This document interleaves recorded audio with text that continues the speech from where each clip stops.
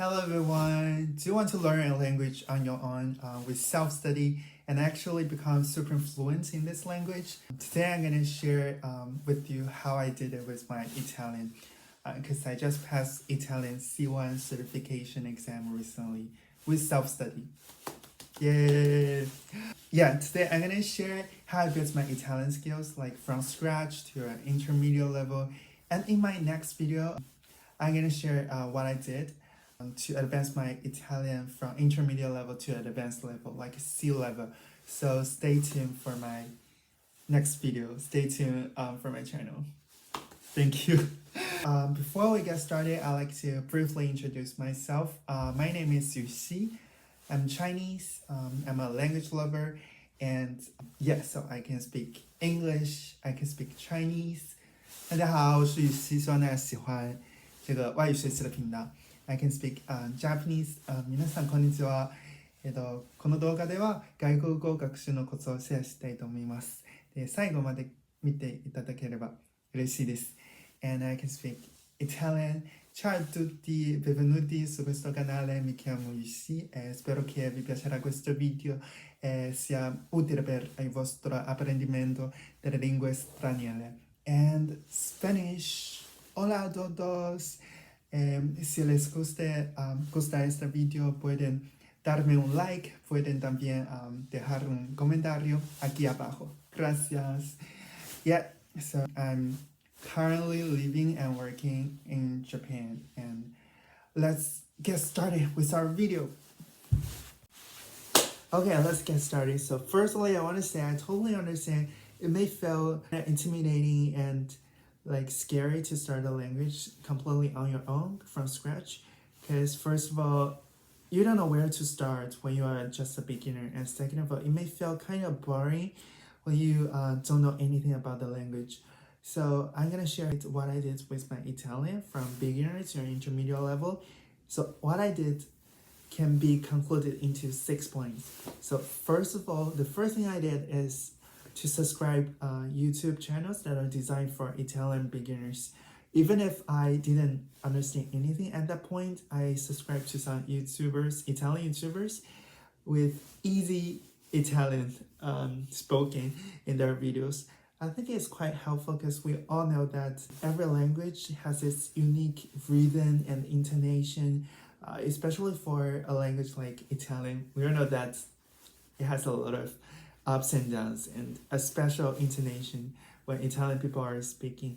So I just listen to the videos over and over again and gets my ears like used to the way Italian people speak. This is not just a listening practice, but it also like laid the foundation for my speaking in the future, because I'm also absorbing, I'm learning the accents, I'm learning how Italian people speak, their intonation and rhythm. And the second thing I have done is to get a grammar book, to get a textbook. But yeah, don't get me wrong, I'm not one of the fan of like reading and going through the grammar book from cover to cover. So basically what I did is to go through roughly the grammar points, because this is a language quite different from my native language, Chinese. So I need to get a like rough idea of the construction of the phrases, the language, and how they conjugate for each word, the basic idea of this language. So I only spent like 30% of my time going through roughly the grammar points to get a basic idea of how the grammar function in this language. Yeah. The third thing I did is to read as many short articles and stories written in simple Italians, targeting for beginners as much as possible. The resources I used is called eLibrary. It's a library where you can download a lot of like language materials. The benefit of doing so is that the grammars you learned from the grammar book will present itself again and again. So even if you don't like intentionally try to learn the grammar, as long as you keep reading and get exposed to this reading materials, your brain will subconsciously like pieces all the puzzles together. You will get a sense of how the grammar works in this language, even without spending all day, getting buried in the vocabulary or grammar book. it can also enlarge your vocabulary as well. And I think it's quite helpful getting enough exposure to the language, even if you are just a beginner in this language. So the first thing I did, like after I reached about A2 level, I started to book some online Italian tutors, some conversational classes online. Yeah, I understand like some people are a great fan of like starting speaking practice from the day one, but I'm not a big fan of it because I think at the beginning you don't understand anything, so it can be kind of frustrating if you try to have speaking practice. So after I gained some basic knowledge of this language, I started to do some conversational practices since A2. But I still vividly remember the first time I had the conversation class with the tutor. It was a disaster. It was a complete disaster.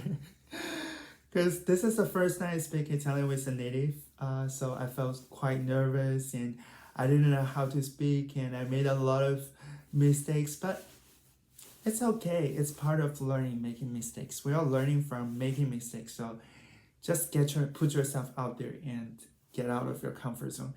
You will get better if you keep like having listening and speaking practice. Yes. The fifth thing I pay attention to is like after A2 level, I try to increase more lessons with my tutors. Some people may say that, oh, I'm not financially available for booking so many online courses to practice my languages. Then my advice is that you can always practice the language with yourself. So for myself, whenever I was waiting for the metro, when I was walking on the streets, as long as there are not so many people around, I try to talk with myself in Italian. Yeah, I think it's kind of like it's therapeutic. It's helpful to organize your thoughts, and it's a good way to practice your foreign languages because you can practice whenever, wherever you want. And yeah, that's a good way. So the last thing I did after I reached A2 level, I listened to a lot of Italian podcasts that are designed for like more advanced learners for higher levels. I think it's helpful because the podcasts they are extensive and they cover all sorts of topics. So it can help you to learn how to hold conversation in various and diverse topics when you are communicating with a native speaker. And I'm not just listening to this podcast, I also download the transcripts of this podcast and read the transcripts like words by word. And yeah, I think it's helpful because it's not just only a listening practice for you, it's also becoming a reading practice for you. So it's super efficient in this way. If you haven't done that before, I highly recommend you to start looking for some like language podcasts that are suitable for your level, and not only just listen to it but also try to read transcripts afterwards. Okay, so that's all of today's content. Thank you so much for taking your time to watch my video. I hope you enjoyed it, and if you like this video, you can give me a thumbs up or leave your comments down below to share with us your experiences of learning a foreign language, or your tricks and tips, or your like struggles with learning a foreign language. Yes, I hope you enjoyed it, and stay tuned, and let's see each other soon in my next video. Thank you so much. Gracias. Adios. Ciao, ciao. 谢谢. Bye bye. Shukran, habibi.